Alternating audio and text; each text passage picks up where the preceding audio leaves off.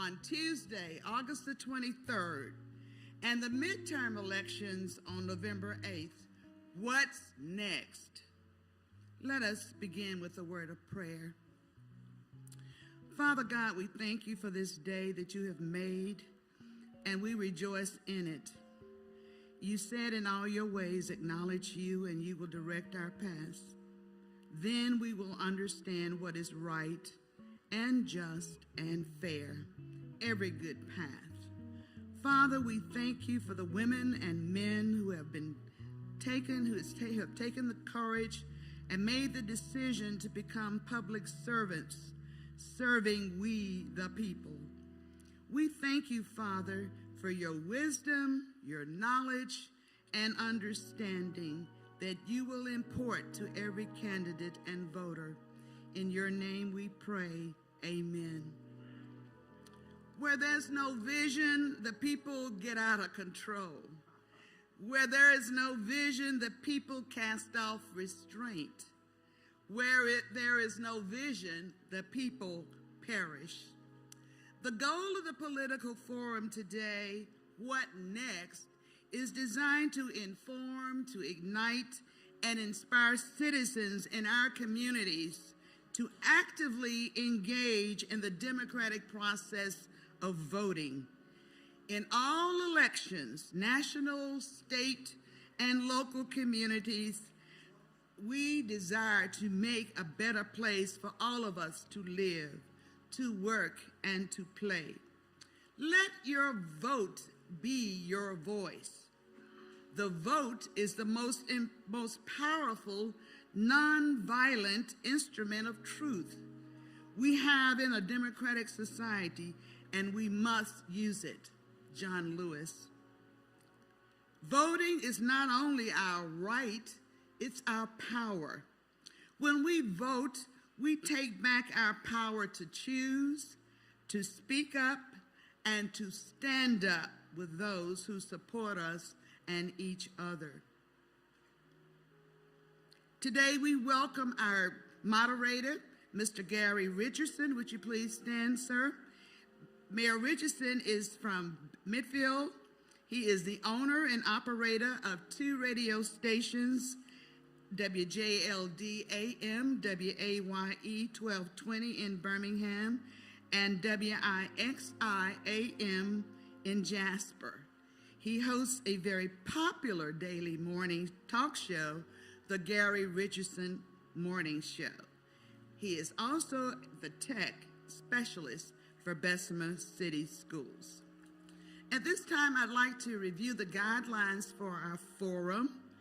Each candidate for the municipal elections, and that includes the mayor, the city council, and the Board of Education, each member will have 90 seconds to answer each of the 3 questions and 60 seconds to make conclusion statements at the end. In Forum 3, national, state, and county candidates will be given 3 minutes to present their ideas for the future. A video presentation was sent by Dr. Will Boyd, candidate for the United States Senate. I hope everyone has had the opportunity to come by the tables and ask and filled out a card for Ask the Candidates.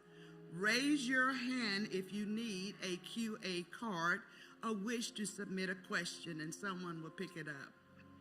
Questions from the audience will be taken between the conclusion, the conclusion statement, and 3 rounds of questions for each forum. We want to remind all attendees that the political forum is now streaming live on New Life Interfaith Ministries YouTube channel and Facebook page. Please take a moment to share the stream, youtube.com, NLIMINC, and facebook.com, NLIMINC.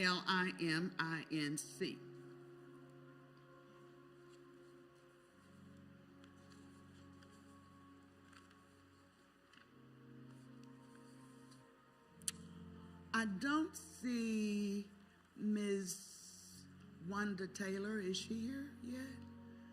Miss Wanda Taylor is the city clerk for the city of Bessemer, who has some voting guidelines she would like to share.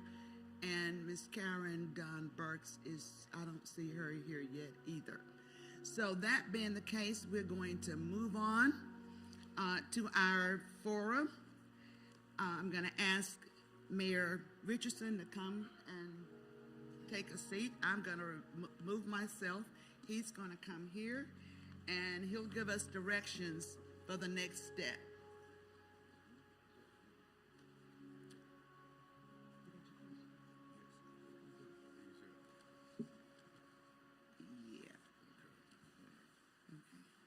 Okay.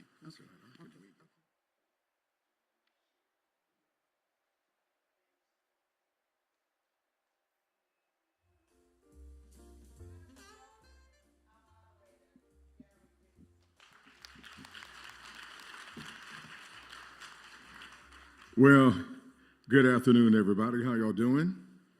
And welcome to this Political Forum 2022. I'm certain we have some great candidates we're going to hear from this afternoon.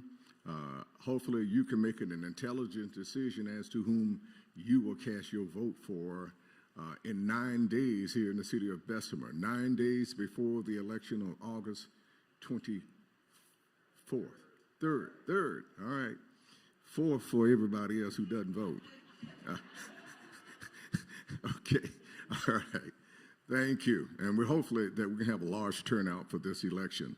We're going to start first with the school board, and we ask those members of the school board to come take a seat here at the podium.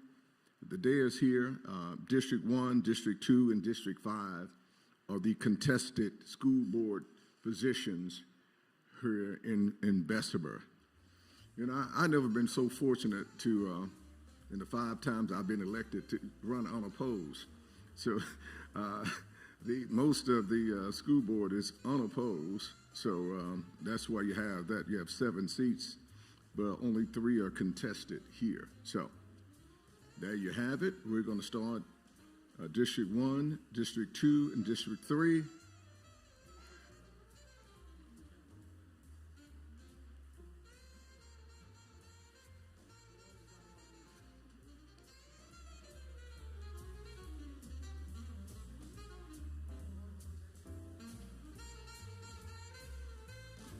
Well, while we're getting it organized, I want to say hello to Councilman Jesse Matthews, who decided not to run. He's retiring. All right. I'm telling you, he's one of the longest serving elected officials we have in this county. Thank you for your many years of service. Thank you. All right, since everybody is seated, we're going to start with Anthony Williams from District 1. So, Mr. Williams, you have 90 seconds. This is 90 seconds. So tell us why you're running for the Bessemer Board of Education. If elected, what will be your priorities? And that question will go to everybody. My name is Anthony Williams. I'm running for Bessemer City School Board District 1. I'm running because there is a obvious disconnect between the school system and the students and the parents. And I want to be a part of the group that reestablishes those lines of communication and redevelops the trust between the system. So my priorities, if I'm elected to this position, is number 1, I have a background in law enforcement. I want to make sure we have a emergency response plan because I don't want to see any kind of shooting in our schools. Secondly, I want to identify the resources that our teachers need and develop a plan to get those directly to the teachers. Third, I want to identify new opportunities to bring in new funding to our school system so we can provide new opportunities for the students. And lastly, I want to develop and implement some kind of incentive plan for those teachers who push our students to excel.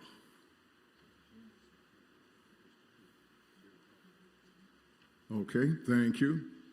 All right, we're going to move on to District 2, Mr. Terry Dawson.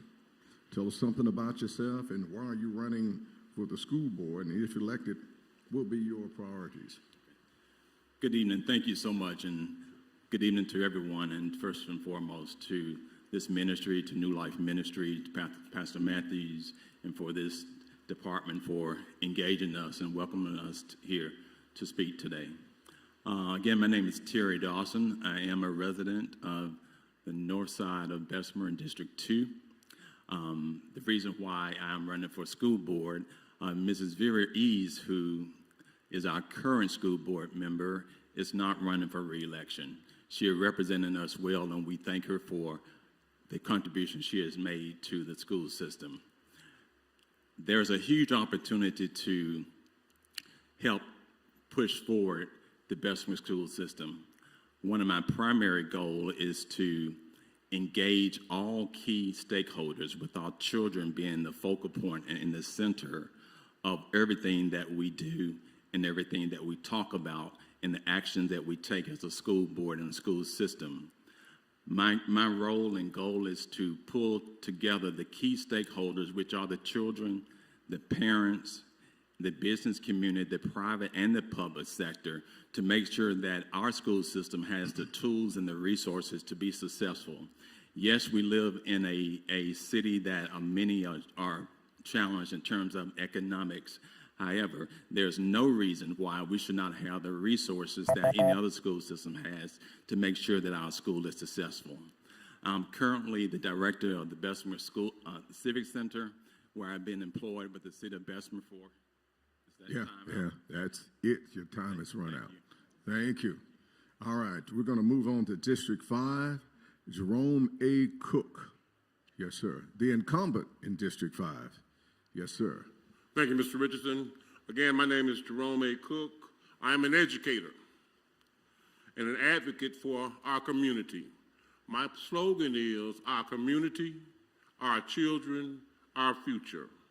I've had 33 years of educational experience. I believe that our children, as a former educator, need to have what is necessary for them to be informed, responsible, productive citizens who will be lifelong learners and successful contributors of our society. I want to do this in making sure that we have a balanced budget.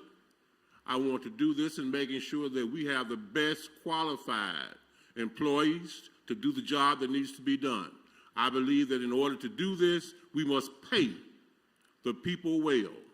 We've managed to go over our salary schedule, and I think that we are making great strides.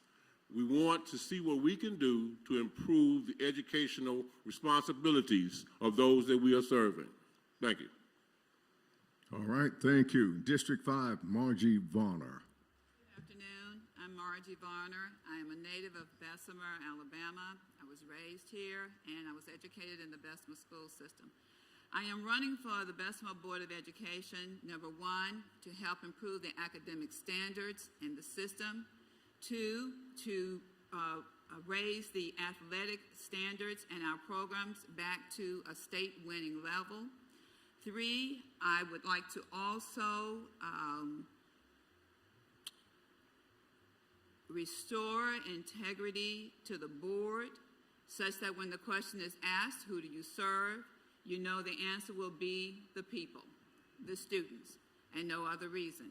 I would like to also establish collaborative education in which there is cooperation between the parents, the students, the teachers, the principals, administrators, board members, and the government.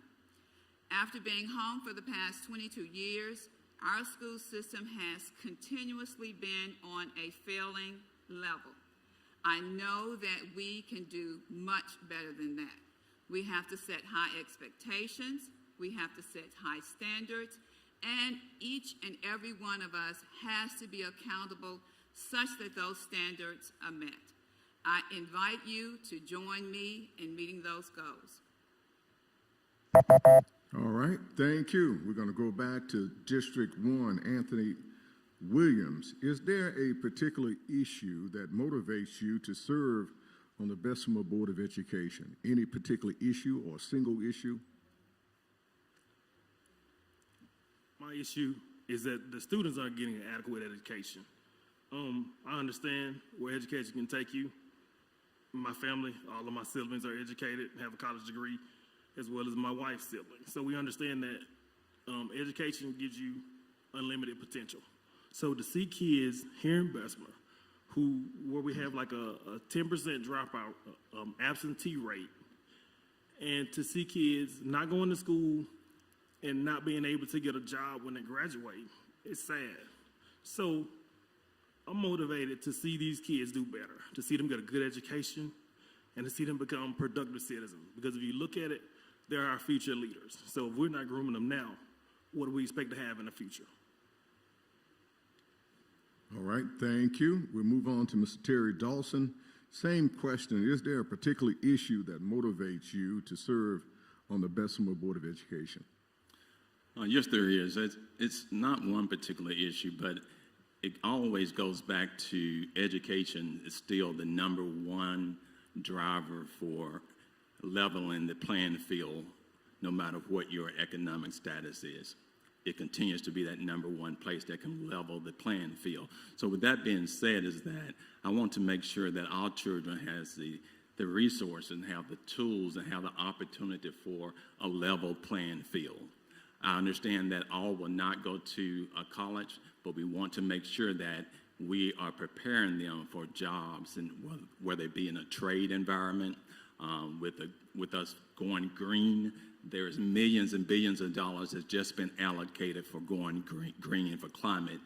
What are we doing to help propel students to the jobs that we know that they can make a great living and a great income? Not just because, yes, we want to make sure we invest in our sports and our athletics and in our music and our arts, but we want to also prepare the children for the jobs that they know that they can make a great living. All right, thank you. Same question for Jerome Cook. Is there any particular issue that motivates you to continue to serve on the Bessemer Board of Education? Yes. As again, I'm seeking re-election, and as we all know, you start things, and you want to make sure that you finish those things. We just got through our accreditation process. We just got through going through redoing our 5-year strategic plan. And I want to make sure that the things that we put in the strategic plan are done.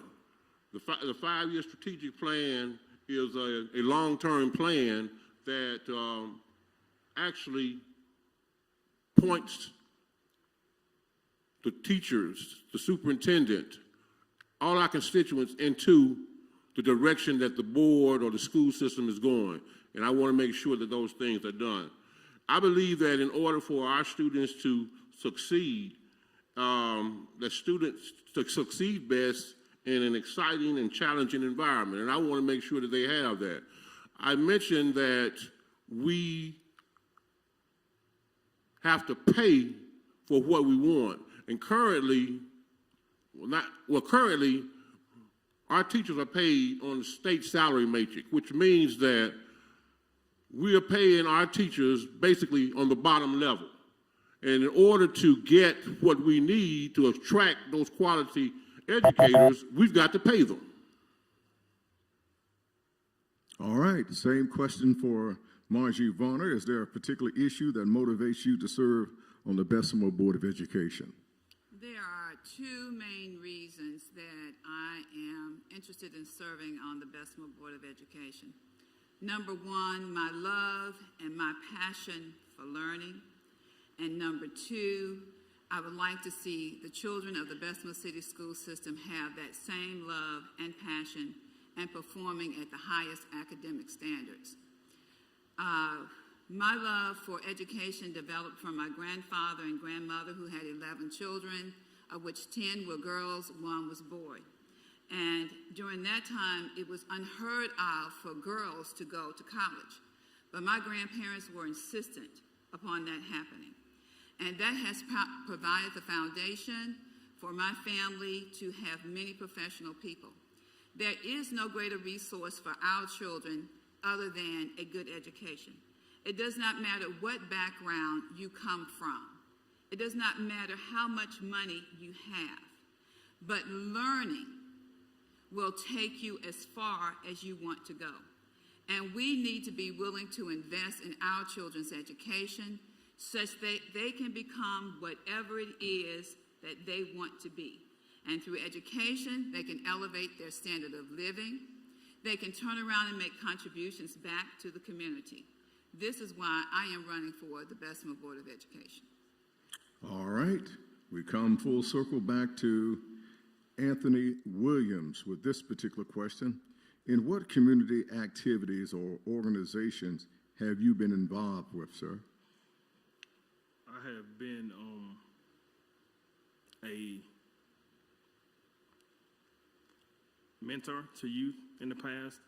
I've gone to career fairs and recruited college students into federal law enforcement. I've recently coached youth sports at the YMCA.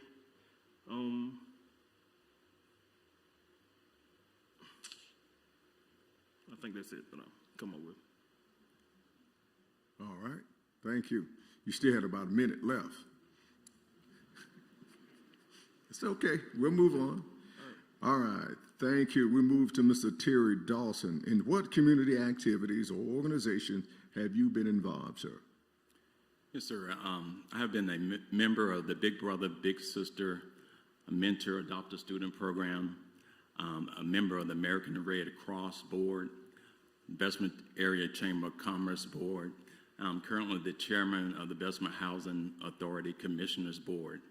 But more importantly, I have been active in my community in which I live, from community cleanup days to clean up Abrams Elementary playground, cutting shrubs, cutting grass, recognizing our teachers during Teachers Appreciation Day by feeding them breakfast, lunch, painting the teachers' lounge to make it more comfortable for them, along with Councilman Chester Porter. So that's just to name a few. I am also on the board of Marvel City Federal Credit Union here in the city of Bessemer. And one that I'm really proud of also is the Bessemer Library Foundation Board that I'm a member of as well, to help raise money to give books and computers right here in the Bessemer Library. And that's doing things that the library budget may not be able to fund, but the foundation can, and which is one thing that I want to do for the Bessemer school system, to form a foundation. Thank you. All right, Mr. Jerome Cook, same question. In what community activities, organizations have you been involved? Most importantly, I am a member of Macedonia Baptist Church. I'm a member of the Coins Club. Coins Club is an organization of about 9 men, and we distribute toys during the Christmas holidays. We solicit names of students from our area that are in dire need of help during those holiday times. I'm a past board member of the Caring Men's and Women Mentoring Program, where we would go out to different elementary schools and mentor our males. And that's we started with males. Now we're doing males and females. Our children have a lot of issues that they need a few things to help them with, and we try to provide them with what they need for that through the mentoring program. All right, thank you. The same question for Margie Vonner. In what community activities or organizations have you been involved? Community involvement is key to understanding the problems within the community. I am a proud member of Alpha Kappa Alpha sorority. I am also a member of the Alabama Citizens for Constitution Reform. I'm a member of the Bessemer Industrial Development Board, where we seek to bring new industry to town to create jobs for our citizens. I am a member of American Institute of Certified Public Accountants. I am also a member of the Birmingham Museum of Fine Arts, and I am a member of Sixth Avenue Baptist Church, where I have tutored children in trying to raise their academic performance. I'm a member of the Ideals Book Club. I love reading, and I enjoy those discussions with the members of that organization. And I'm also a member of the Birmingham Duplicate Bridge Club. All right, thank you. We come back to Mr. Anthony Williams. Why should you be elected to the Bessemer Board of Education? I should be elected to the Bessemer Board of Education because I'm a very qualified candidate.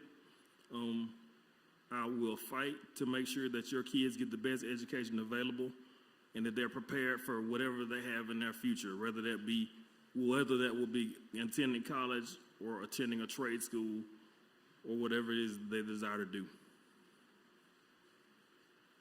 All right, thank you. We'll move on to Mr. Terry Dawson. Why should you be elected to the Bessemer Board of Education? Sure. Because I am the best candidate for the job. Wherever I attribute or decide to put my mind to something, my parents taught me to give it your all, whether you're sweeping the rug or you painting or whatever it is you're doing, be the very best at it. And my goal is to represent the children, to represent the employees, and to make sure that they have what they need to be successful. It's not about me, really, but it's all about making sure that the children have what they need. All right, thank you. Mr. Jerome Cook, same question. Why should you be re-elected to the Bessemer Board of Education? As I previously said, I am an educator and an advocate for our community. With 33 years of teaching and administrative experience, I have the unique experience of having served at all three different levels of school. I was an elementary school teacher, I was a middle school assistant principal, and I was a high school principal. During my tenure with the Bessemer City Schools, I had many successes, and I believe it is now time for me to take my skills, my passion, and my abilities to this level. Our students deserve a person who has the experience to make Bessemer City Schools a model of excellence. As I said, my campaign slogan is, our children, our community, our future. I want our purpose in education, in the Bessemer education, to educate and empower our students and successfully to be able to compete in our global society. It's not like it was yesterday. It's not like it was last year. Things are changing, and we need to make sure that our children are prepared for this global society that we're in. And how are we going to do this? We're going to do this with the cooperation of the community, of the students, and all of our stakeholders that we have. Thank you. For Margie Varner, it is, why should you be elected to the Bessemer Board of Education?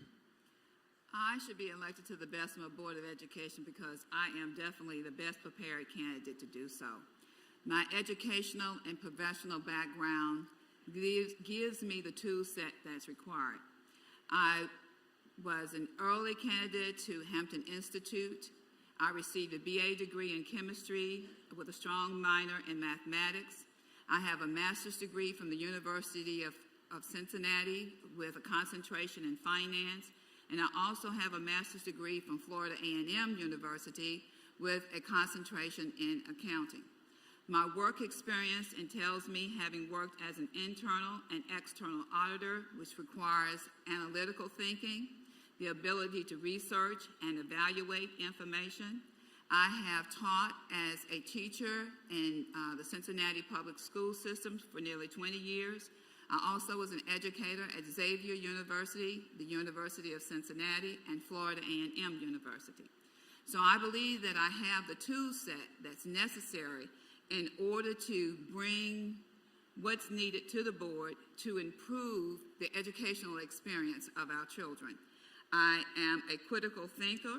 I have analytical skills. I will be able to evaluate financial statements, contracts. I've written policy for various organizations. So I know that I have the skills that's necessary to serve as a board member and put our system on the right track. With Ms. Varner, and then we'll do it in reverse order. How can you make a difference with all the gun violence? What can you do to get more involved? To be more involved with gun violence, we need to educate our children regarding the dangers of the use of guns, and that guns are not the mechanism for problem resolution. So we should start with that at an early age.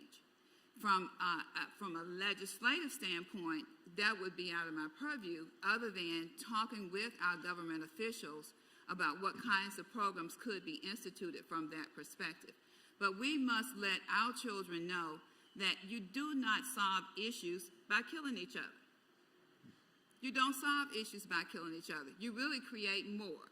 So they need to develop critical thinking skills. They need to be more disciplined and controlled in their behavior. And I believe that the schoolhouse is the place to do that kind of thing. All right. Same question for Jerome A. Cook. How can you make a difference with all the gun violence? What can you do to get more involved? The first thing that we need to make sure is that our school safety plan is up to par like it needs to be. We also need to make sure that students and teachers are involved and knowledgeable of that plan, and we need to make sure that we have drills like we used to do fire drills years ago. We need to have these safety drills so that our students will know what they need to do. Now, on another level with that, educating the students on guns, letting them know that if there's a problem that they may have, that there's another way to solve it other than gun violence. And here, that goes back to our mentoring programs that we have in our schools now. We have hired mental health counselors for our students. We need to make sure that our students are in school each and every day. We're working with D.A. Washington with her program, because whether you realize it or not, Bessemer students have a problem with attendance. And we cannot educate them on anything if we don't get them in school. And with the program that we're working on now with D.A. Washington, believe it or not, it is working. The students are getting more involved in the education. And education is what's going to solve all of it with this gun violence. Gun violence is a problem, yes. All right, Mr. Terry Dawson, how can you make a difference with all the gun violence? What can you do to get more involved? Great question. My slogan is all hands on deck. And my coworker was greeted me one morning recently. He said, all hands on deck. And then he said, all good hands on deck. Maybe it should be all good hands on deck. I said, you're absolutely right. But we need everyone involved. It takes a village to raise a child, to raise children. We need everyone involved, and we need a collaborative. The school system cannot be in a vacuum. City government cannot operate in a vacuum. State government cannot. Everyone has to be involved and engaged. We need to address our mental health issues, and we need to have the resources available to our students. We need to address the issue that we have with problem resolution. We need to teach that and show them what it looks like and act out that in our classes, in our schools. So there's a lot of things that we can do to help, but again, we have to engage our parents, and we have to help teach our parents to be parents. We just have to do it. It starts with our churches and our community, the entire community. It's a 360. Mr. Porter had a community 360 that he used to do, and it involves everybody, not just the school system, not just the DA office, but everyone has to be on board to teach the children about problem resolution. All right, same question for Mr. Anthony Williams. How can you make a difference with all the gun violence, and what can you do to get more involved? Thank you, sir. That's a simple answer to that question. It's called engagement. We need to reach out to the parents and the students and get them involved. As far as the board, the teachers need to reach out to the parents and communicate with them, as well as the administrators have to do that as well. I'll give you an example to answer that question. I took my kids out to the night out recently at the Bessemer Rec Center. We were out there. They were having a ball playing. There were a lot of kids playing around. And all of the law enforcement officers were standing there looking tough. And I get it. I was in law enforcement. But what we need to do is everybody needs to pick a child and we go play with them. So they don't see us as the bad guy when we have to come out and break up a fight, or when there's a shooting and we have to shoot somebody because they don't comply. So we need to get people engaged in what's going on, and once everybody's on the same page, we can move forward. All right, thank you. We're going to move on now to closing statements in 1 minute. And Mr. Williams, we're going to let you give closing statement. 1 minute. Thank you, sir. As y'all can see, I'm not a politician. I have no desire to be. I'm just a man from Bessemer who's proud to say he's from Bessemer, willing to step up when I see a need and when I see I can help. Honestly, from my perspective, our school system is failing. We're all failing our students, just to be honest. I've said it from, as a parent, we're not making sure they go to school. We're not making sure that they're doing their work. As a teacher, we're not giving them the extra push. As an administrator, we're not making sure they have the best curriculum available. And as a board member, we are not managing the system like we should. And as voters, we're not voting for the best qualified candidate. We're voting because somebody's a church member or a friend, or we went to school with somebody. So in summing all of that up, I would say you don't have to vote for me, but vote for who's the best qualified candidate. And I leave you with my campaign slogan: Bessemer students deserve better. All right. We move on to Mr. Terry Dawson. Closing remarks, 1 minute. Again, thanks for the opportunity. Romans 4:17, the part of B, said, "Call those things that are not as though they were." And I trust and believe that I will be elected as your school board member.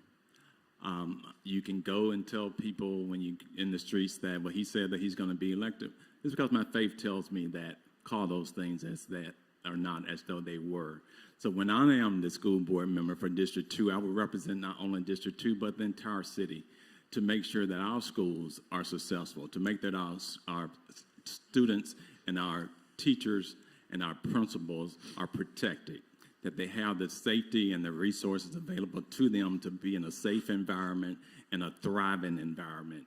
I would do everything that I can every day to engage all the key stakeholders to make sure that Bessemer City Schools is among the best schools in America, and we can be and we will be. And thank you very much. Closing remarks, 1 minute. Jerome Cook. Let my experience work for you. Let my experience work for you. What I stand for, I want to make sure that we have a student-centered focus. I want to make sure that we have high expectations. I want to make sure that we have collaborative relationships. I want to make sure that we have integrity. That's the most important thing. I want to make sure that we have respect for all. I want to make sure that we have accountability for all. I want to make sure that we have diversity and inclusivity. As I've said, I'm a former educator. I started the dual enrollment program at Jefferson High School. Just this year, we had a student to graduate from Bessemer City High School and Lawson State in the same year. He got his diploma and his associate degree in the same year. So he's coming on. He's ready for this global society that we're in. And again, thank you. 1 minute, closing remarks, Margie Varner. I'd like every citizen of the city of Bessemer to know that I am committed, dedicated, and motivated to raising the academic standards of our students. We must have high expectations, knowing that our children can not only compete on a local level, but an international level as well. And they must know and believe that. I also believe that there should be accountability from the bottom to the top and from the top to the bottom in order to achieve those goals. I believe that we must work collaboratively in order to achieve those goals. Everyone has to pitch in. They say it takes a village to raise a child. It also takes a village to educate them. I believe that we should teach our children the necessary critical thinking skills. They should learn how to gather information and make informed decisions. All right, thank you all. Thank you all for putting yourselves out for public service. It's not an easy job and an easy task, but we certainly wish each and every one of you Godspeed. Thank you so much.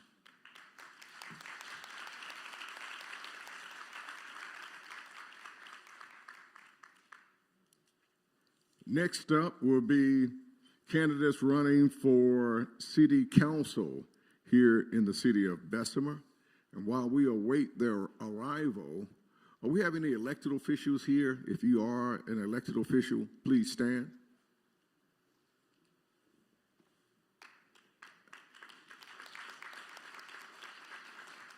Okay, thank you. Thank you for coming. Absolutely. Didn't have my glasses on. I couldn't see everybody here. So we're waiting the arrival of those running for. Okay, all right. So you got to do his disinfectant mode. Okay.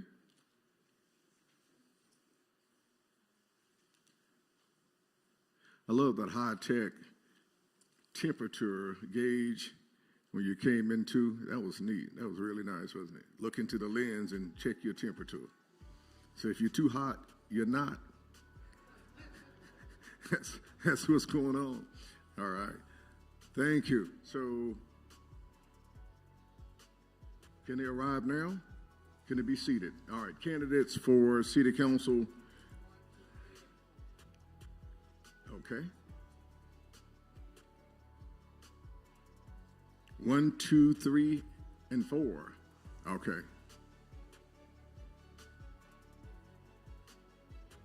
We're cutting it in half. 1, 2, 3, and 4.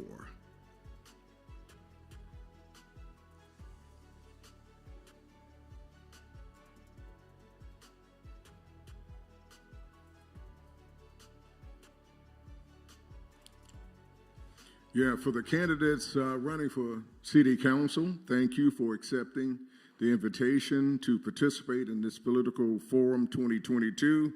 We're looking forward to sharing your ideas and hearing what you have for the next 4 years and beyond. We're going to start out with District 1, Michael Knight. What prompted you to seek representation on from your district and the city, and what would you bring to the leadership? And you can start off telling something about yourself and why you're running. Well, my name is Michael Knight. Currently, I'm one of the assistant principals at Bessemer City High School. I've been in leadership for the Bessemer City school system for over 23 years. So I'm already in the school system. One of the reasons that I decided to run this time was because of some of the people in District 1. Many of them asked me, Mr. Knight, would you please run? Would you run? Because we are not satisfied with the progress that we have in District 1 right now. We want somebody to represent us. We want somebody to hear some of our concerns and some of our complaints. And I felt very good because they would entrust me in trying to get something done, something accomplished in District 1. One of the things about leadership that I do bring is experience. I'm already the assistant principal here at Bessemer City High School, and I have been for many years. One thing I do want to also bring is transparency. I want people to see what I'm trying to do. I want them to know what I'm trying to accomplish. And I want everything to be out in the open, as Johnny Taylor would say. And the last thing, I want to be a leader of action. I just don't want to hold a position just to go through the agenda. I want to be a person of action. I want to hear what the people have to say, and I want to put something. Let's get something done. Thank you. We'll move on to District 2, Chester Porter. And what prompted you to seek representation of your district in the city, and what would you bring to the city's leadership? And you can also tell us something about yourself as well. As stated, my name is Chester Porter. I am a lifelong resident of the city of Bessemer, Alabama. Number one is, more importantly, is because I live within my district. That is a major requirement. And if I don't say anything else, that should be enough right there. But my commitment, my passion, and it has always been a lifelong desire for me to serve the people within my district with passion and with integrity. I've done that for the past 25 years. Not even being in the seat, I've served my citizens every day.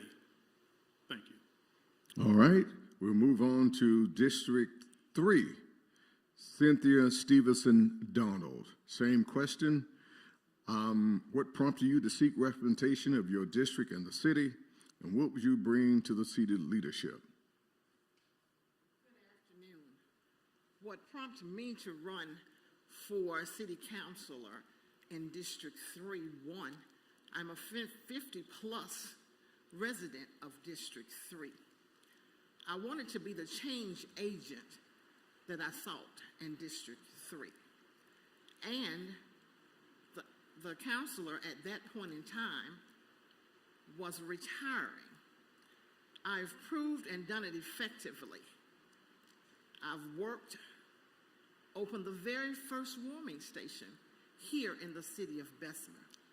I spearheaded the Living Legend Luncheon that acknowledges, awards the citizens within the city. I spearheaded the name change of the park that's in my district, which was the Charles F. Hart Park. That's city property. We spearheaded the name change to include everyone, which is now the Southside Community Park. Not only did we change the name, we put a pavilion in that park. We put water fountains in that park to keep the children from putting their heads in the ground to drink water. So these are some of the attributes that I sought when I looked to run for District 3. All right, thank you. Sarah Bell Person. So, what prompted you to seek representation of your district and the city, and what would you bring to the leadership? And you also can tell us something about yourself as well. I'm Sarah Bell Person. I'm currently an assistant principal at Bessemer City Middle School. I've been in education for 23 years. I decided to run for city council to give back to the community that shaped and molded me to the person I am today. So many characteristics that I carry along with that being shaped in that community is integrity, character, loyalty, and all of those things that will help me understand how to be a great person in my community. I will be a leader you can count on with sound judgment, and I care about my community. I've been there for 40 years, and that's why I want to be a part of the city council. All right, thank you. We'll move back to District 1 and Michael Knight. What are the biggest issues facing your district and the city as a whole, and what strategies are you considering as solutions? How would you be more accessible to the residents? Okay, number one, you have to have a plan first. So your plan is based on what your constituents or the people in your community actually need. So if I am elected, one of the first things I want to do, I want to hear the concerns of the people in District 1. What are your problems? What are your complaints? What are the things that you're having problems with? And then I want to address those things. I have some things that I do want to bring to the table, but I want to hear what the people have. And I also want to talk to them and reach out to them so that they know they have somebody that actually represents them. and who cares about them. Next, I want to promote cleanliness throughout the district, through many of our schools and through our citizens in the district. I also want to address safety concerns through Community Watch and promote relationships with the community and the Bessemer Police Department. And also, we want to try to do or have incentives for our Bessemer Police because it is very competitive. We want to keep the policemen that we have, and we want to attract many more to our city. Lastly, you want to promote business and business opportunities in District 1. There are so many resources that that City Hall provides to open businesses here in the city of Bessemer, and I want many of the people to know about this. So give me a chance. I really want to be that change agent for the community. All right, we move on to District 2, Chester Porter. Same question. What are the biggest issues facing your district and the city as a whole? What strategies are you considering as solutions? And how would you be more accessible to the residents? Right now, our biggest issue is locating the current city council person that's in the seat right now. Our community needs someone that's visible, that's proactive, and that can empower them. Our community also needs someone there that lives within the community that can educate them on community block grants that the city has within the city as a whole. Educating them to the terms to letting them know that those loans are for the elderly and those individuals with disabilities. And still with that, not everyone is going to be approved for that. By it being a government grant, you still have to follow the guidelines of the federal government. Organizing ongoing community meetings, being there and listening to the citizens as a whole. One of the biggest projects that I've always prided myself in is the Community 360, whereas I have multiple business owners that comes there from the life insurance companies, from the banking industry, from the funeral homes, and teaching them the importance of having life insurance, renter's insurance, teaching them the importance of knowing how to manage their money and giving back to save for their household. Thank you. We'll move on to District 3, Cynthia Stevenson Donald. What are the biggest issues facing your district and the city as a whole? What strategies are you considering as solutions, and how would you be more accessible to the residents? Well, I can't be any more accessible than I am now.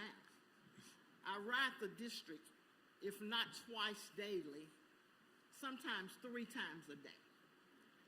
I think I ride the city of Bessemer more than street and sanitation. But my biggest issues are economic and community development in District 3, public safety in District 3, workforce development in District 3. Many of you may not know about the 2040 framework that the city of Bessemer adopted along with working with the leaders to forego that framework. I asked God for 16 years in 2014. I trust and believe He'll give me what I asked for, and I'll do what I am supposed to do by those citizens in District 3. I am committed. I am dedicated. If you call Cynthia Stevenson Donald, you don't have to call me Cynthia. Some call me Symphony. That's fine. If you call me, do know that within the hour, I'm there. If I can't be there, I'll let you know when I can be there. If the problem can't be solved, we'll get some help. Thank you. Thank you. Sarah Bell Person, same question. What are the biggest issues facing your district and the city as a whole? What strategies are you considering as solutions, and how would you be more accessible to the residents?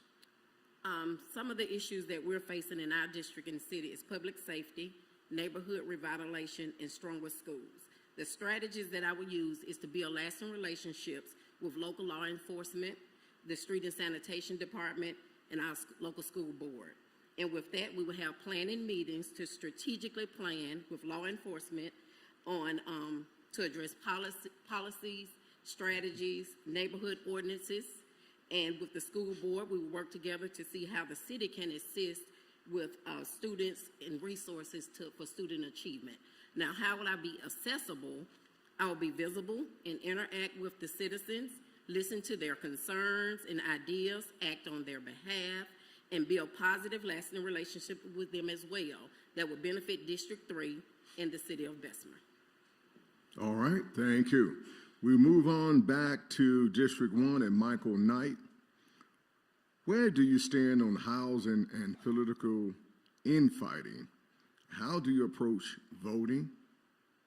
Well, as far as housing is concerned, everybody deserves a decent place to live. Also, Bessemer is such a growing city. The housing industry here is definitely expanding. And one thing that we need to focus on in order to bring people into our city, we need to want to make sure that we have a good school system. People want to know that when they come to this city, their students or their children are going to be educated well. That's a very big turning point for our school system and for the city. As far as political infighting, everybody's going to have a difference of opinion. Nobody's going to be on the same page all the time. So it's always good, let's agree to disagree. But the main thing is, let's have a driving force that unites our city. We're all here to move Bessemer forward. So this is what we're here for. Let's get together, let's do something positive, and let's keep Bessemer moving in the right direction. How do I approach voting? So many people have died, giving up their lives for voting. It is the one single voice that you have. It is so important. So please, please, I want to reach out to everyone. Vote. And not just because you know someone. Vote because they are a qualified candidate. Thank you, sir. District 2, Chester Porter, same question. Where do you stand on housing and political infighting? And how do you approach voting? As each of us know, in order to have better community as it relates to housing, we have to have a sound education system. When any community is being built, the first thing that business owners look at, and those individuals who are moving to a community, is the school system, and then they look at the housing. It is more important for us to have affordable homes within the city of Bessemer, empowering those individuals to become homeowners and educating them on how to take care of their property. Political infighting. While on the city council 4 years ago, one of the things that I did learn is that whenever you have a disagreement or whenever there is something really big that we must discuss, we would take it into executive meeting. It is imperative to each of us to always be professional at all times. Who would want to air out their dirty laundry within any citizen, within any city? If you really love your city, would you really air out your dirty laundry? For voting, there's been many people who paved the way for me to sit here on today. It is very important that we teach everyone the importance of voting. Thank you. All right, let's move on to District 3. Cynthia Stevenson Donald, same question. Where do you stand on housing and political infighting? And how do you approach voting? For those of you who know where District 3 is, 36th Street coming from Lipscomb, 22nd Street, Davis Heights, and Asbury Heights, what we call Big 19. For those of you who know that we have 6 low-income housing units there. I do have 3. I would work to implement the Vision 2040 framework for foregoing Bessemer's future. Improve the process on ensuring accountability, transparency, and integrity in the city's visioning and planning. Work with the city's leaders to promote more sustainable communities, development activities, and to meet the uniquely defined vision of District 3. Now, as far as voting is concerned, my father was the president of the NAACP here in the city of Bessemer for 32 years. So that lets you know I have been on the campaign trail with him for that long. When there is an election, I will research and tell you what's going on, and then we can vote. Thank you. Sarah Bell Person, where do you stand on housing and political infighting, and how do you approach voting? Where do I stand on housing and political infighting? I feel the focus should be placed on the people and the principle before personality to try to determine what's best for Bessemer and best for the District 3. Also, cooperation is needed from all stakeholders to move the city ahead. How do I approach voting? I ask myself, is the candidate capable to make decisions, determined to work for the betterment, has the willingness to manage and rectify issues? Most importantly, will they stand up for what's right? All right, now, from the audience, and we'll start with District 1, Michael Knight. Thank you. Either one? All right, let's go here. All right, crime and blight. Big problem and a big concern in District, well, that's District 3, okay. District 1. I was going to ask you about District 3. All right, here we go. What neighborhood do you live in and why? And where are the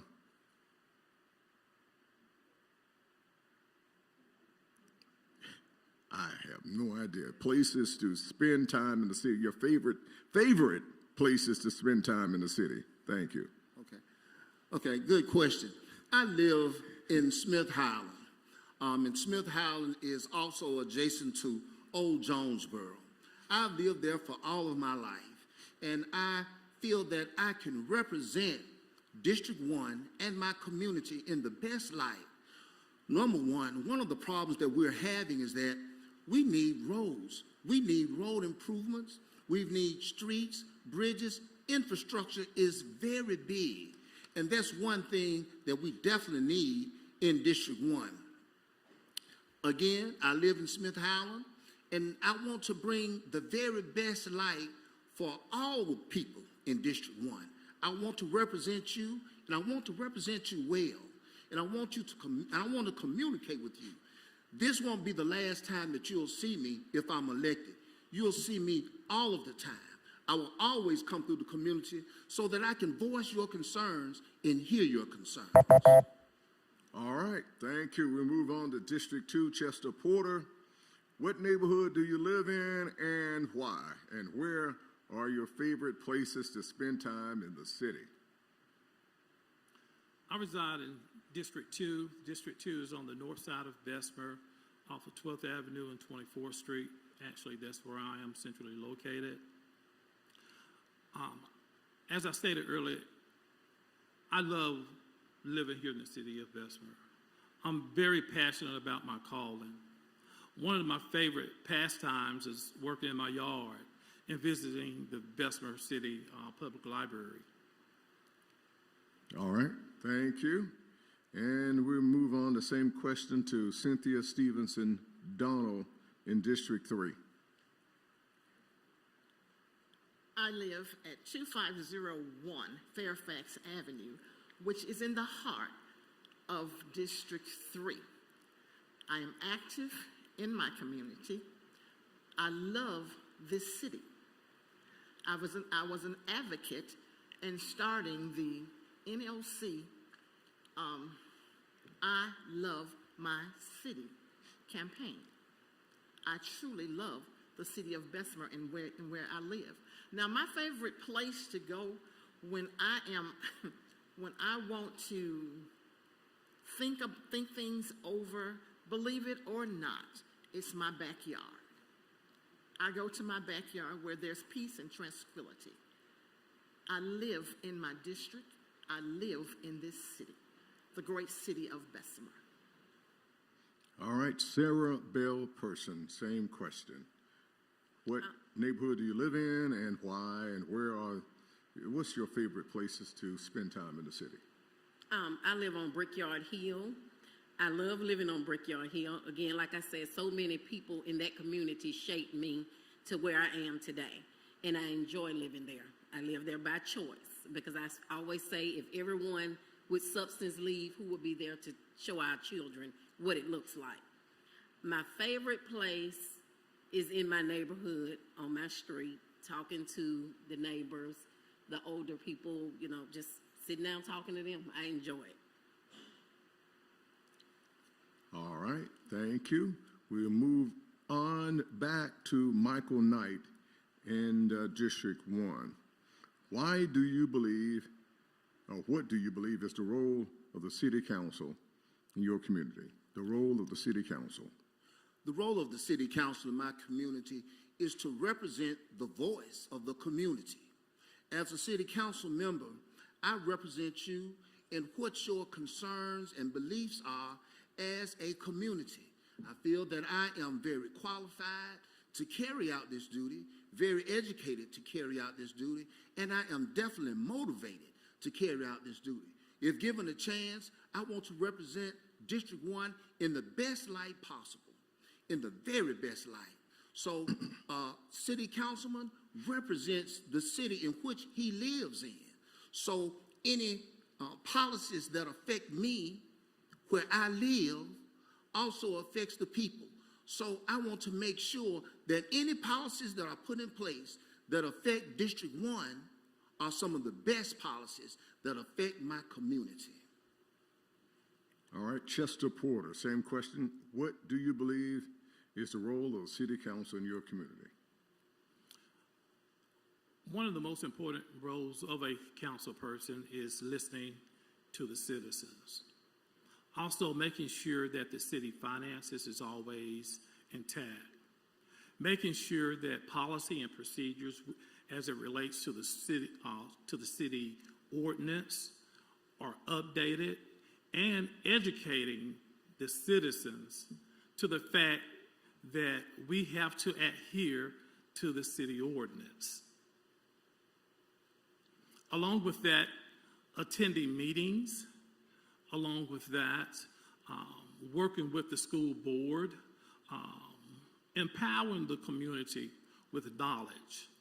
Those are mainly the roles of a city council person within any city. All right, thank you. We move on to Cynthia Stevenson Donald. What do you believe is the role of the City Council in your community? The city councilors are given many roles that we do encounter. But the role of a city councilor is the finances of the city, real property of the city, to maintain ordinances of the city. That is the role of a city council, to equip yourself through the National League of Cities, where I am on the board of directors, the Alabama League of Municipalities, where I serve on the Human Resource Community, NLC, NBC, LEO, National League of Cities for local elected officials. If you're not equipped through these agencies to run your city, then you cannot equip your citizens. And I am equipped to run the city of Bessemer. Thank you. Sarah Bell Person, same question. What do you believe is the role of the City Council in your community? Upon doing research before I decided to run for City Council, I discovered that my role as District 3 City Council is to be an active contributing member of the local government, make considerate and well-informed decisions for District 3, and to advocate on behalf of District 3 citizens. All right, thank you. We'll move back to Michael Knight, District 1. Crime and blight. Big concern in the city. Please speak on your plans to address these issues. Okay, one of the most important things to address crime is to educate the people. A lot of our crime in the city really involves all of our young people. We have to reach out to our youth to show them the way, to let them know that crime is not the way. We have to reach out to them, because if we don't reach out to our young people as far as crime is concerned, we're going to lose our whole city. And this is the truth. So another thing that we definitely need to do is look at our police force. You can never have too many policemen. I'm just an advocate of that, and I'm 100% behind our Bessemer Police Department. But we have to be competitive to attract more policemen to our city. It is a competitive job market. So incentives, sometimes pay raises, can help keep the police that we have and encourage more qualified candidates to come to our city to be policemen. All right, Chester Porter, same question. Crime and blight. Big concern in the city. Please speak on your plans to address these issues. Ongoing community meetings, addressing those problematic issues, educating the citizens that not only must the police department do their job, but we as citizens must become proactive in terms of making those phone calls when we know that Junebug and Kiki has committed a crime. Let's look at it for what it is. Most of us know when crime is taking place. There are some individuals who are afraid. In order for the police department to be effective and do their job, they need the work of the community. And we as citizens must stand up to assist and aid them in terms of cleaning up our community. It's a collective effort of everyone, all hands on deck. With blight, every day I'm doing a community cleanup. Thank you. We'll move on to District 3. Cynthia Stevenson Donald. Crime and blight. Big concern in the city. Speak on your plans to address the issues. And blight in the city of Bessemer. There is much crime here in the city of Bessemer, but what we have to do, we have to educate, 1, maintain, 2, and we have to pay the police officers. We just have to be honest about it. If you are not competitive with your other municipalities, where do you think your police officers are going? They're going to that municipality with the training that we've done here in the city of Bessemer. Blythe, as I ride the city of Bessemer each and every day, I turn in anywhere from 15 to 16 blighted houses, maybe a yard or whatever. But as far as, I ask everyone, you help me help you. You can help me to help you by keeping in front of your door clean. Thank you. Bill Person, same questions. Crime and blight, a big concern for folks in the city. Please speak to your plans to address these issues. As I stated earlier, we would have strategic planning meetings with the police officers, law enforcement, to see what's the plan and see how we can attack it. Again, involving the community to get their input on what they see. You have to build those relationships with the community so they're not afraid to talk to you, to tell you things that may help you out. Also, as for blight in the community, I think enforcing the ordinances and policies will help, because we know that sometimes people park on their lawns. Well, do they know if it's an ordinance or not? So we have to equip our community and our constituents on what are the policies and procedures for that. And that's what I would do. Well, we're going to stay with you, Sarah Bell Person, on your concluding statement. 1 minute. Wrap it up. I have a quote. Strong cities are built on a foundation of strong families and empowered neighborhoods that support every citizen. If I was elected, my vision is to listen to the citizens, engage with the citizens, and act on their behalf. I will be dedicated to the progress and committed to the community. On August 23rd, I'm asking for your support. Thank you. Cynthia Stevenson Donald, 1 minute closing remarks. I would ask that the citizens of District 3 allow me to continue to represent you in District 3 for the next 4 years. I would ask that you come out and vote on August the 23rd from 7 a.m. to 7 p.m. 2501 Clarendon Avenue. Thank you. All right, thank you. Chester Porter, same concluding statement. As each of you know, that I am very hands-on and very passionate about my calling. Much of our success when I was in office was registering over 2,000 citizens for the affordable health care. The Community 360, which was ongoing. I also had a job creation where companies came out to employ citizens. 60% of those citizens who came out received jobs. Ongoing community cleanup days, in which we do within District 2. Community engagement. Every year around the Christmas time, I get all the citizens together so that we can have a gospel concert and a huge bonfire. I've partnered with an organization to raise over $500,000 to employ the Bessemer students who need summer jobs. Those are ongoing things that I will make a commitment to do within the city of Bessemer. All right, thank you. Michael Knight, conclusion statement. My name is Michael Knight, and I'm running for City Council in District 1. Again, I want to represent District 1 in the very best light. I have the education, I have the experience to move District 1 from where we are now to where it needs to go. I want to represent you in the very best light that I possibly can. My mother, Christine Knight, told me this: treat people the way you would want to be treated. And as a city councilman, I will give you the respect and I will be that voice that you need for your community. I care. I live here, I work here, and I just want to be that voice to help our city move forward.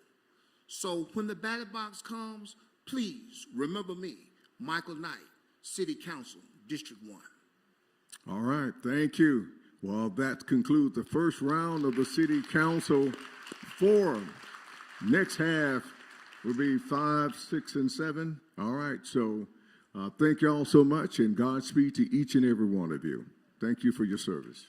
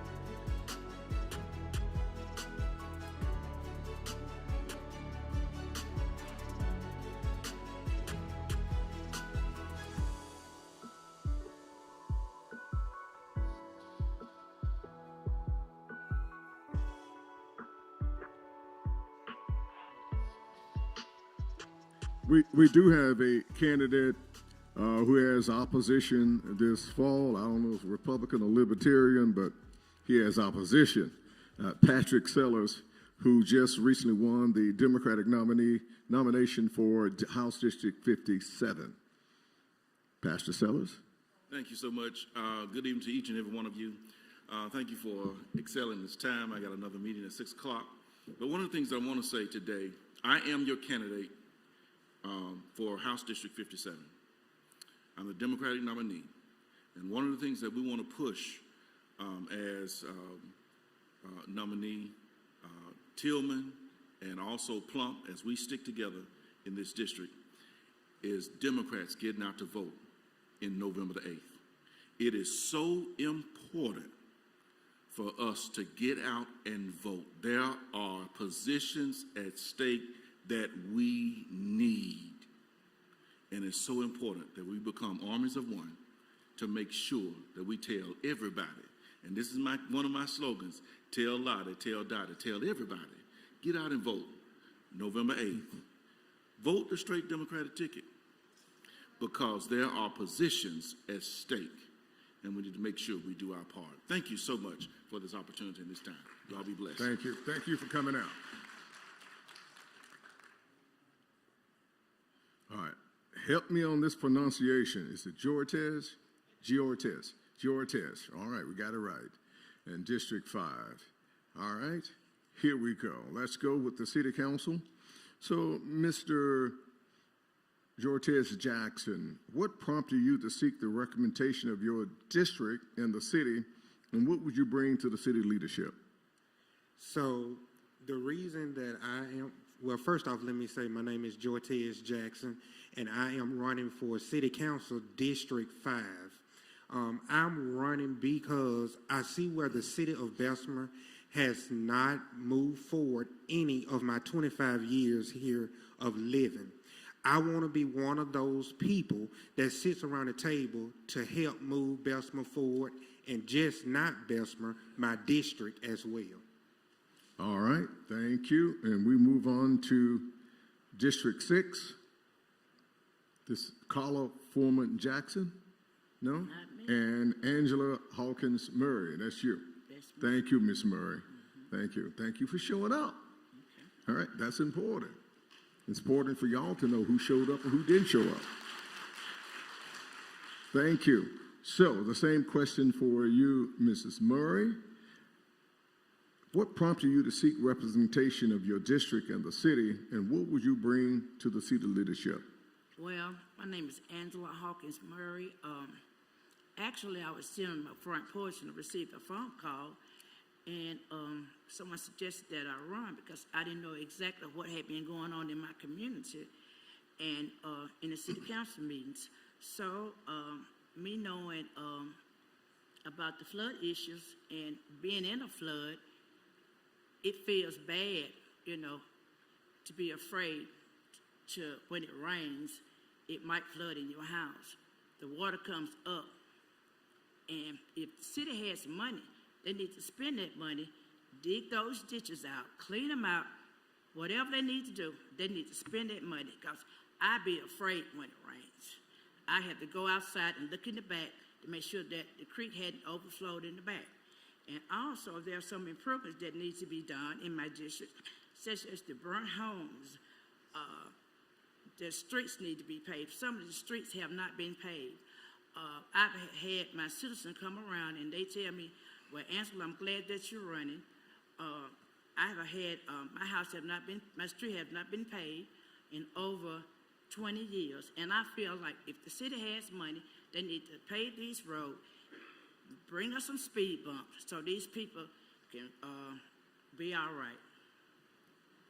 All right, thank you. We'll go back to Giortes Jackson. And the question is, what are the biggest issues facing your district and the city as a whole? And what strategies are you considering as solutions? And how would you be more accessible to the residents? So the biggest issues that I have in my district are the abandoned houses and the roads needs to be paved. And I seen that as I was campaigning, I did get the citizens in District 5, they kept saying, Giortes, our roads are horrible. If you get in, can you please do something to these roads? Can you get these roads paved? I told them I'm one person, but I'm one vote.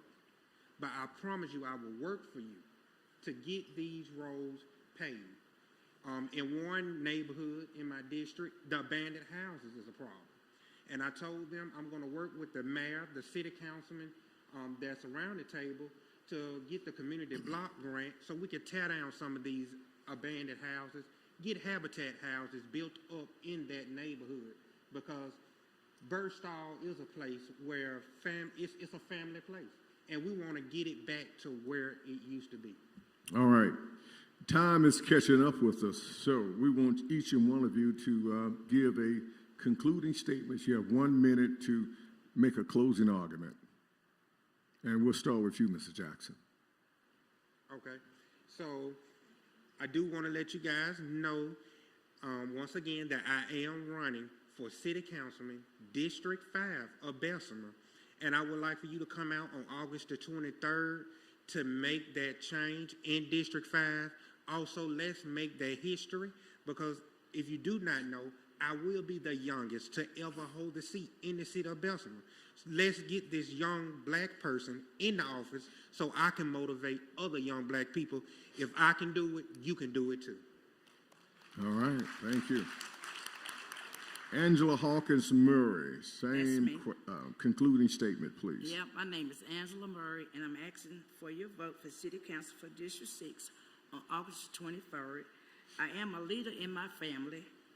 I'm a leader in my career, and I could be a leader for District 6 if you will come out and vote for me. Thank you. All right, thank you. A round of applause for both candidates. We certainly appreciate you offering yourselves up for public service, and we certainly wish you Godspeed. Thank you so very much. We're going to move to forum number 3 here, and national, state, and county. We have candidates running for U.S. Senate, for governor, for the state house. You heard recently from Patrick Sellers, who's running District 57. We have Ontario Tillman's running District 56. Sheriff Mark Petway's running for re-election as sheriff of Jefferson County, and the district attorney of the Bessemer Cutoff, Lenise Olive Washington. Will you come on and take a seat? Thank you.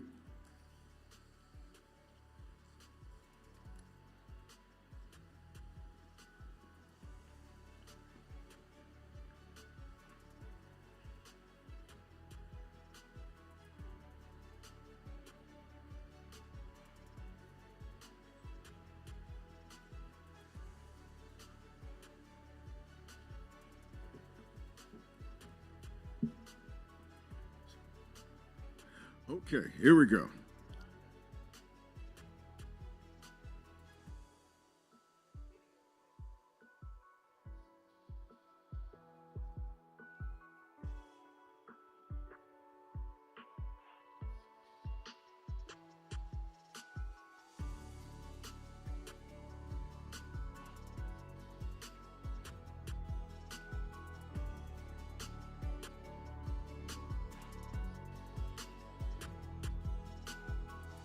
We have a video clip for the Democratic nominee for U.S. Senate here in the state of Alabama, Dr. Will Boyd. And you can go ahead and play the clip now.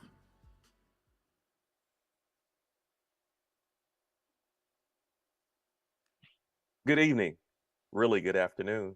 Giving honor to God, giving honor to the pastor of this great church, giving honor to all local elected officials, to all candidates, to all voters who've come out today. Thank you so much for getting to know more about the people who really want to serve in this community, in this county, and even this great state. I'm Dr. Will Boyd, the 2022 nominee for United States Senate. It's my honor to be here with you virtually today. Regrettably, I couldn't join you in person as I'm speaking to liberal ladies right now in Huntsville, Alabama. Just couldn't make that commute fast enough. But I had to send a video to say thank you, thank you, thank you. Your voice really is a great tool. Your voice makes a difference in our community. And you stepping up, making sure that your vote is your voice is important. Each of these candidates that are here today vying for these offices are people who are really concerned about your welfare, your needs, and making sure our communities are better places to live. But we can't get to those offices without your help. We need you. We need you to be the voice. We need you to knock on doors. We need you to call friends and let them know we're on the ballot. We need you to let them know that there is a lot at stake. Well, I've served in a number of positions. Some of you remember me from my run for lieutenant governor in 2018. Me and Walt Maddox, in addition, Senator Doug Jones, traveled the state in 2018, 2020, and even beyond. That enthusiasm was great, but it's much higher now. As a matter of fact, enthusiasm is at about 78%, higher than it was when President Biden was elected and higher than it was when President Obama was elected. But we can't let this enthusiasm go to waste. We have to turn this enthusiasm and energy into a get out to vote effort where we let people know that they need to go to the polls and vote on November 8th. So as you make your decisions, as you make your choices, as you decide who's the best person to serve as your local elected official, I ask you today to really look out for these great candidates who are here today. Thank you so much, all who put this great program together. This forum is an opportunity for us to express what we believe, share our platforms. While I couldn't share mine with you today, I just want to stand behind each of these candidates and say how important it is to make sure we tell everyone, every neighbor, every person on the pew, how great these people are and how they're going to serve us well. So thank you so much for this great opportunity. I hope that you have a wonderful program. I look forward to talking to each of you very soon. May God bless you. May God bless this ministry. And may God bless the great state of Alabama. All right, thank you so much, Dr. Will Board. Now we move on to the office of governor, the Democratic nominee for the state of Alabama, Yolanda Flowers. How you doing? 1 minute.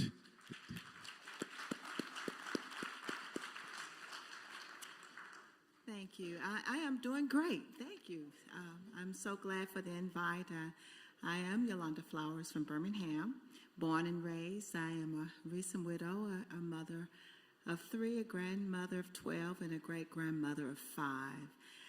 A graduate of Woodlawn High School, but upon graduating, I traveled to Tennessee, and that's where I earned all of my education, and also served as an educator, speech-language pathologist assistant, and a reading instructor while I lived in Tennessee. And upon moving back, I further continued, should I say, my teaching while here until 2019, and shall I say until my husband's health failed. So I am running for governor to represent all of Alabama. That's who I am. All right, thank you. 2 minutes. Well, we move to the state legislature, Ontario Tillman, House District 56. Good evening, good evening. I am Attorney Ontario Tillman. I am the Democratic nominee for Alabama House of Representatives for District 56. And I want to take this opportunity to thank the people. The people. You guys are the reason why I stand here as the nominee.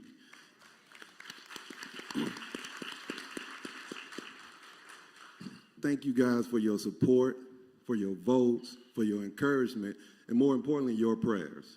But we need you guys again. We all need you guys again on November the 8th, 2022 to return back to the polls because it is our time to move 56 forward. We need you guys again. Come back to the polls so we can go to work. Thank you guys. Thank you. Sheriff Mark Petway, Sheriff of Jefferson County, seeking re-election.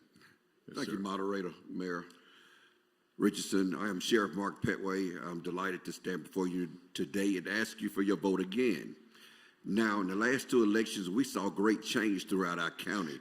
We had people that look like us be able to take office right here in Jefferson County for the first time. So we have done great things since being in office. We want to continue what we have started, but we need your help. We need you to vote like your life is dependent upon it. They're trying to take certain things back. We don't need to go back. We don't need Bull Connor again. We don't need those days again. We need to continue to go in the direction that we're going. I am very accessible. You will see me in the community, making a difference in the community, touching the community, making sure that we have our voice within the community. So on November the 8th, now my election is November the 8th. The city election is coming up this month. Remember, November the 8th, show up and show up with a friend to vote. Thank you. All right. And finally, the District Attorney of the Bessemer Cutoff, Lenise Olive Washington. Well, good evening, everyone.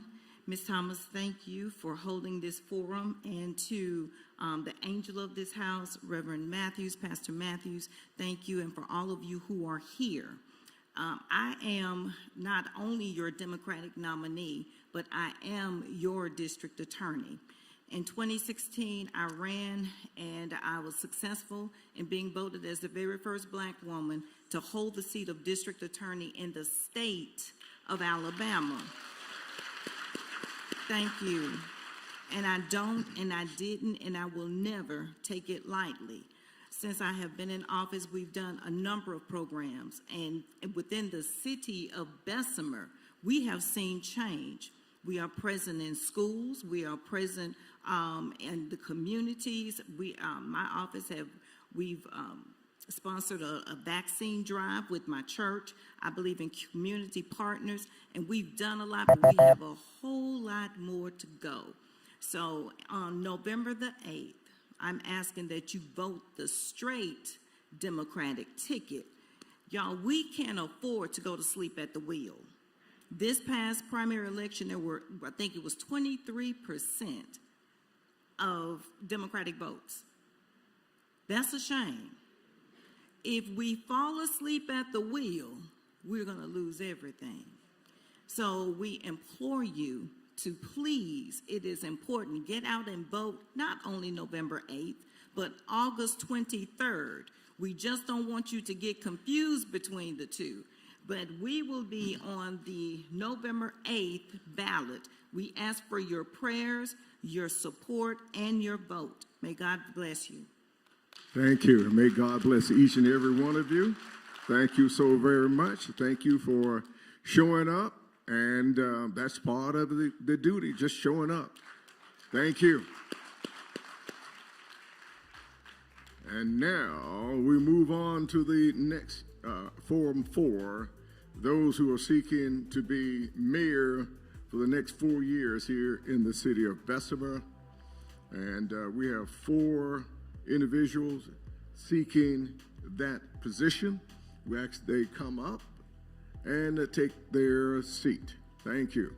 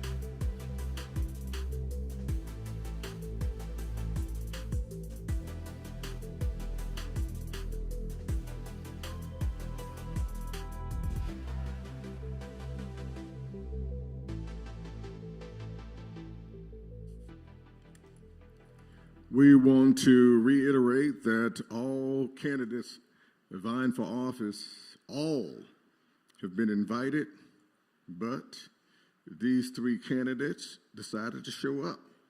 And we're going to ask them questions. They are running for the office of mayor.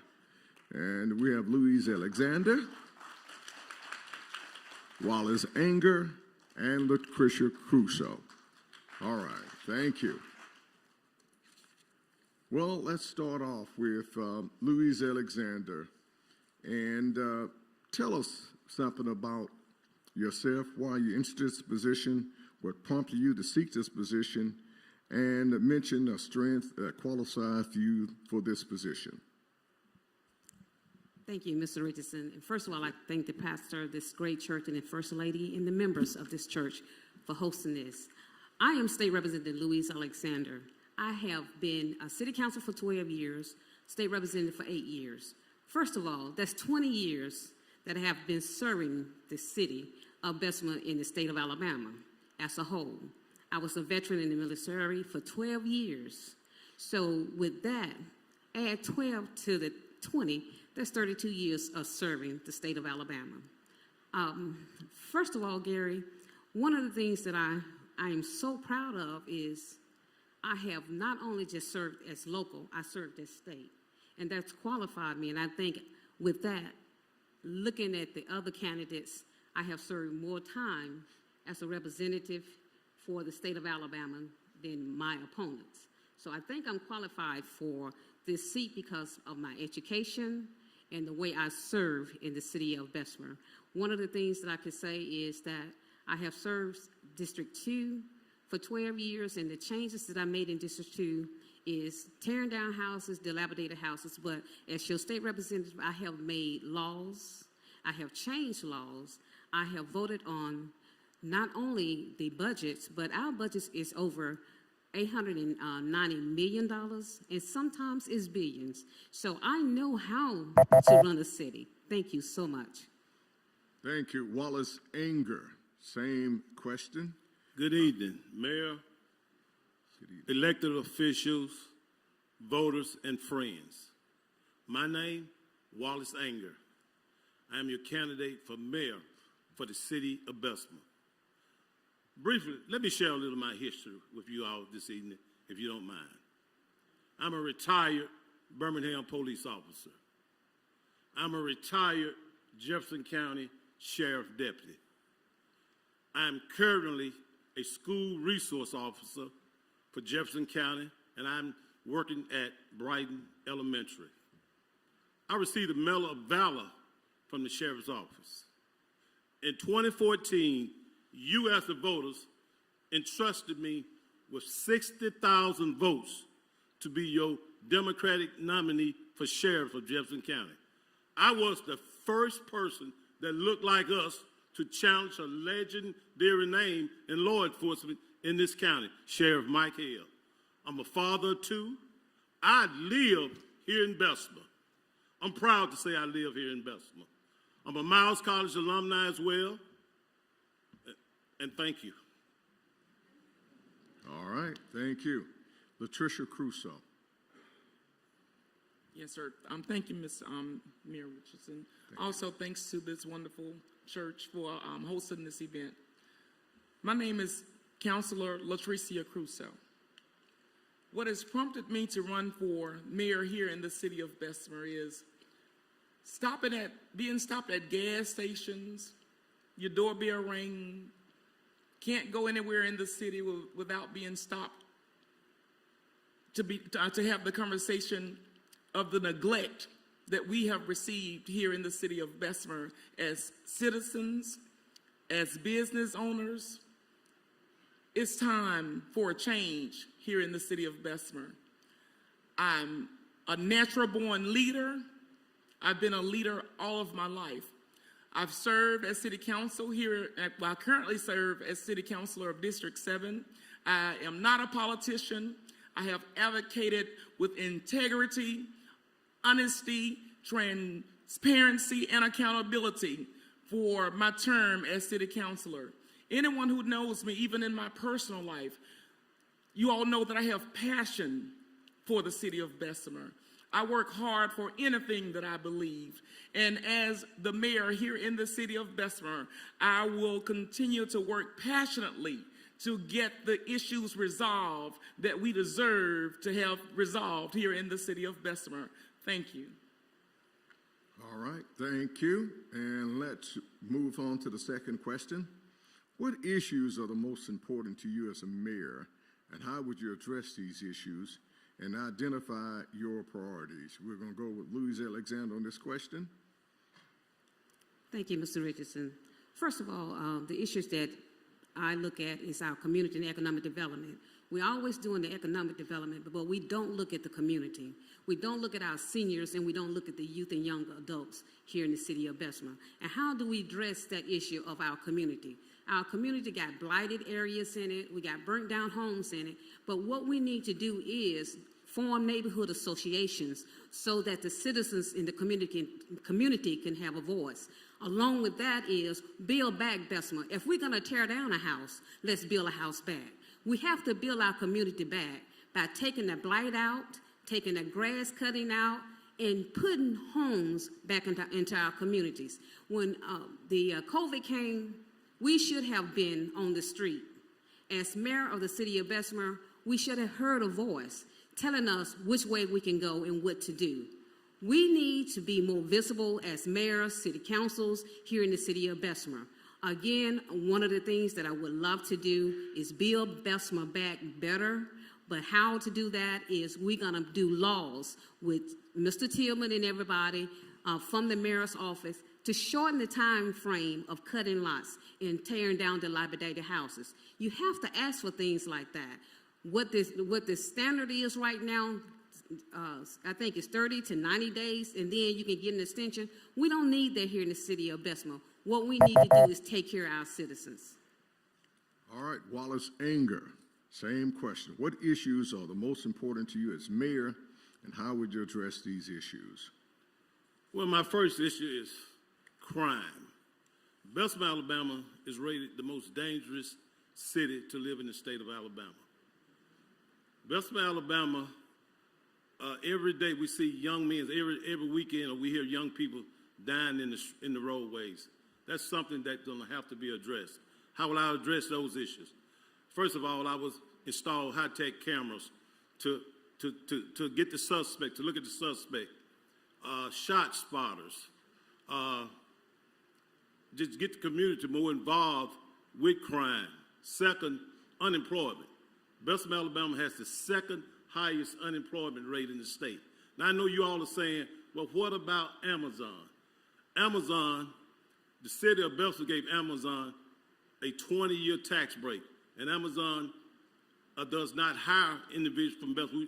90% of the Amazon workforce is outside the city of Bessemer, so they do not put any money back into Bessemer and hire individuals from Bessemer. So we do not get any money from Amazon to pave our roadways, our streets, to tear down these blighted homes, to cut down these overgrown lawns, and et cetera. So those are some of the issues that I will address, and as well working across with city councils that, I'll be more transparent and open with the city council and the peoples as well. Thank you. All right, thank you. Latricia Crusoe, same question. What issues are the most important to you as mayor, and how would you address these issues? Identify your priorities. Yes, sir. First and foremost, we need to make the City Hall far more accessible and receptive of the issues and concerns, also the grievances of the citizens and business owners here in the city of Bessemer. When you redundantly sit in council meeting and see the citizens stand before you speaking in terms of their phone calls going unanswered, their grievances, their issues, their concerns not being met, phone calls not being returned, that's not a good look. That's no way that we can move the city forward without being receptive to our citizens' concerns. Secondly, more so importantly, our children.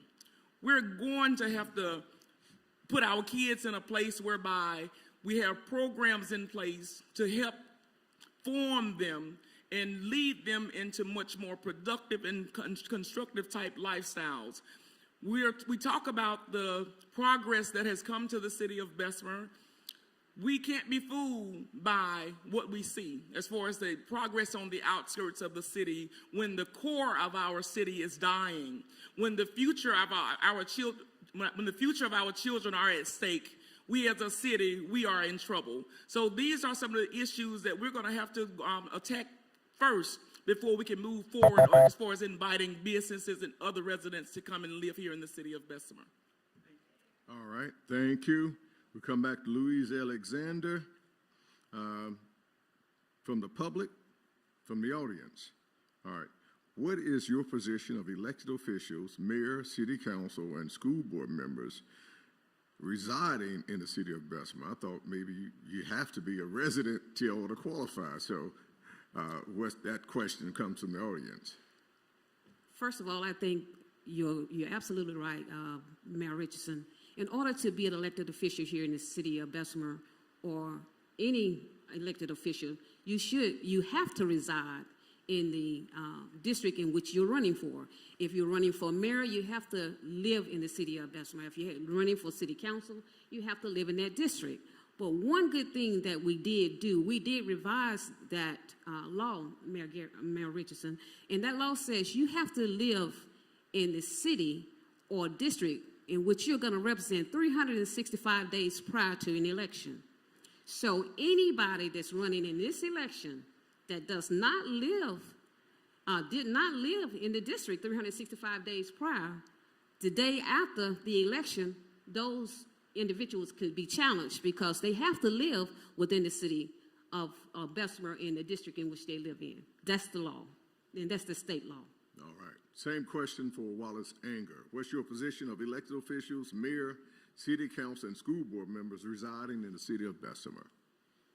I definitely think that should be a requirement, because if you do not live in the city of Bessemer, like old saying, you don't have any skin in the game. And right now, you know, we have some officials that rent apartments or just a home, put a chair in it, and live in another community. Their children do not attend our public school system. They attend a public school system that is adjacent to us. So these are some requirements that should be addressed. At 5 o'clock in the evening, you know, one of the contestants that's running for this office don't even breathe the same air we breathe. So those are the things that we need to address, and those are things that I will address as your mayor. You must live in Bessemer city limits, and not just for a year to run for office, but a lifelong resident. I am a lifelong resident. I love Bessemer, and I support Bessemer in every way I can. Thank you. All right, LaCrisha Crusoe, same thing. Yes, sir. Not only is it legal that you should live in this, the district in which you preside, it is also imperative. As voters, we must take in consideration, or ask ourselves this question: how likely is it to have someone who presides over the city of Bessemer that does not share the same issues, the same concerns, the same grievances? What is the likelihood? How apt are we to have those issues resolved? If they're not tearing their cars up in the same potholes that we're tearing our cars up in, if they're not walking out of their doors and seeing the same dilapidated houses, if they're not walking out on their front porches or not being able to go to sleep at night from the same gunfire that we're hearing, being awakened in the morning by the same gunfire that we're being awakened, what is the likelihood of having those issues resolved? Thank you. All right, thank you. We come back to Louise Alexander. What do you see next for the continuous development and progress of the city? First of all, I would like to just clarify a couple of things for the next continuance. When it comes to Amazon, let's be clear.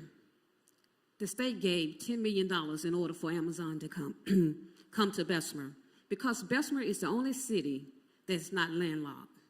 Then, let's be clear, all the growth that you see on Morgan Road, that came from Larry Langford 1-cent sale tax that, as being a state representative, Jefferson County, all of us got together and we converted that 1-cent sale tax to the county to go out and engage and buy the property and bring businesses here to Bessemer. So let's not be fooled that all this is coming through the mayor and the city council. This came through the state and the 1-cent sale tax that Larry Langford put here. The new businesses, it's going to continue to grow. But one thing I know for sure, the employees should live in Bessemer. All right.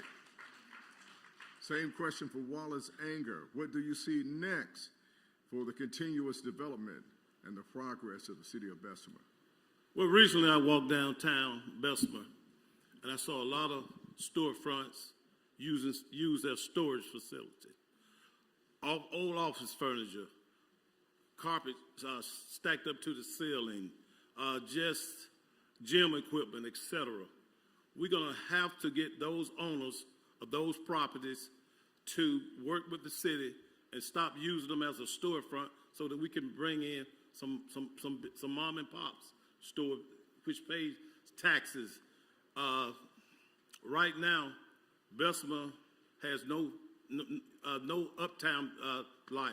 As your mayor, I would bring in the uptown district, fine restaurant, better lighting. On the weekend, once a month we'll have what we call super Friday, where we're bringing vendors and the storefronts will open up their stores to have tax, but to bring people back downtown in the city of Bessemer. Thank you. Patricia Crusoe, same thing. What do you see next for the continuous development and progress of the city of Bessemer? My vision for the city of Bessemer and the progress for the city of Bessemer is weighing in on us showing up at the polls on August the 23rd to cast our vote for someone who really has passion for the city of Bessemer and the growth here in the city of Bessemer.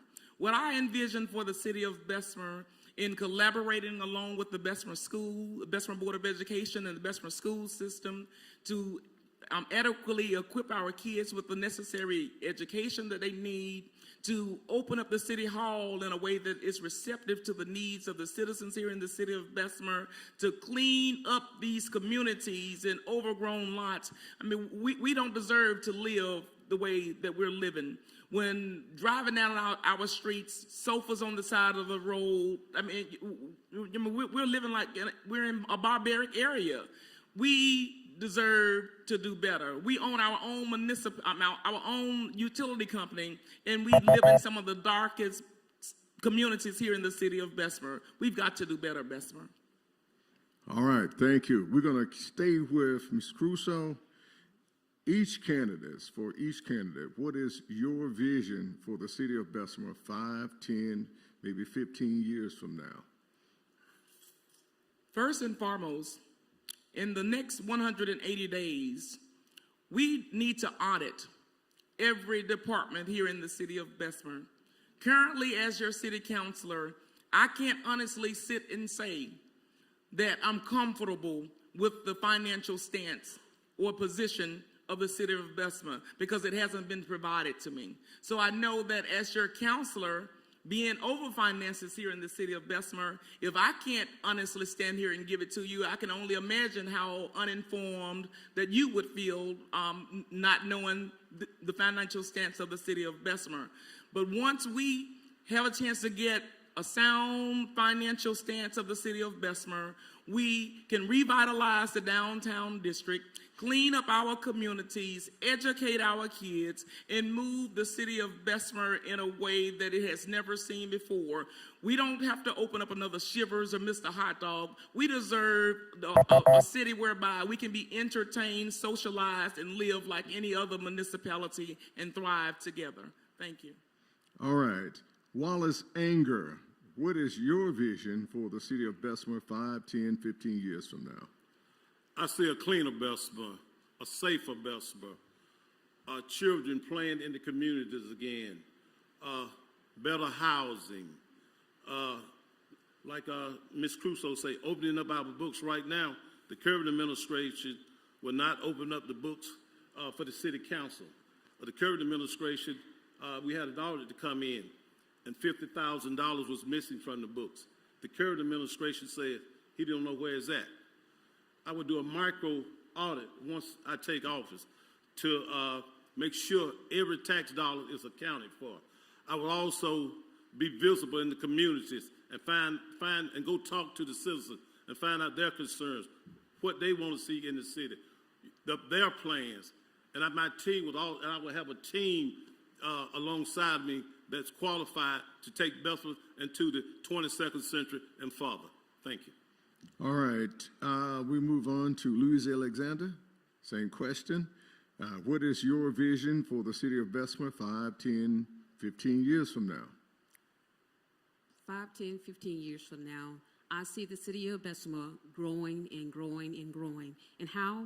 First of all, like she said and he said, on August the 23rd, make a change. You'll have a change, and you'll see a change. And that change will be economic and community development. But first, start in our communities. And like they said earlier, with the police department, we have to combat crime by putting our police officers and our community leaders, which is our neighborhood association.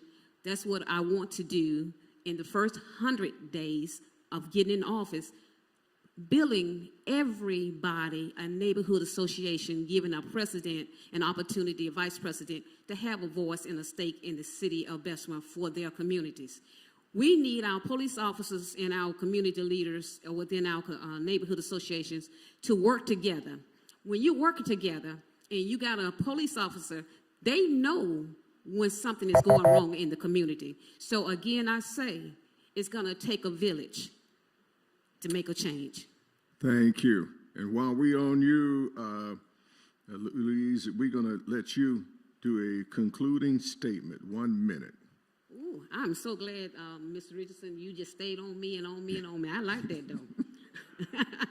You know, I just want to say to the citizens here today is a change come by when you go to the poll and vote. If you want the same, then you vote the same. If you want to change, then you need to vote for change. I served in the Army, and when I came back home, it touched me just to see that Bessemer had not grown, Bessemer stayed the same. But for the first 4 years, I didn't do anything, but the next 4 years I ran. So the Army taught me to be knowledgeable and to be independent and to be a go-getter. So I'm saying to each and every one of you today, if you want to vote for change, vote Louise Lulu Alexander on August the 23rd. The change with experience and knowledge behind it. I'm asking for your vote, and I'm asking for your support. Thank you. Wallace Anger, concluding statement, 1 minute. I believe when there is no unity amongst leaders in our community, our neighborhoods and children suffer. Let me repeat that. I believe when there's no unity amongst our leaders, our neighborhoods and communities suffer. Right now, Bessemer school system has the highest dropout rate in the nation. The leaders of the citizens for a greater Bessemer and the school board sued City Hall for $6 billion for back tax money that was owed. The city held that money, and that bickering between elected school officials and City Hall has caused our kids' grades to drop and suffer. So right now, Bessemer, Alabama, is the average score for our kids is 13 on the ACT test and 19. So we need change. We need real change. So on August the 23rd, vote Wallace Anger for mayor. Let's go to work. Let's go to work. Okay. All right. Lucretia Crusoe, 1 minute closing statement. Thank you. Yes, sir. Thank you. To the residents and the businesses here in the city of Bessemer, we cannot afford to wait 4 more years to continue to be disregarded. We can't afford to wait 4 more years for our kids to receive an adequate education. We cannot afford 4 more years for our city employees to be disregarded. What all that trickles down to is mainly the disregard and the neglect of our city and us as citizens. We've got to show up at the polls on August the 23rd and make sure that we make a sound rippling effect as far as in letting Bessemer know that we are ready for a change. And I ask you, on August the 23rd, to cruise with Crusoe for a better Bessemer so we can build and grow together. Thank you. All right, thank you. Thank all the candidates. Those of you who've offered yourselves up for public service, those running for school board, city council, and mayor here in the city of Bessemer, you have some important decisions to make on August 23rd, and we hope that each and every one of you will get out to the polls and vote, encourage others to do so. Voter apathy seems to be a problem in our community, and we're really going to have to be motivated and get people out to vote. It's very important. I don't care if it's election for a dog catcher. You need to show up and vote. So it's very important to vote. And thank y'all for participating. Thank you, candidates, for participating. Thank New Life Interfaith Ministry, the Continuing Education Life Development Division, for this political program this evening. Thank you all. Thank you so much.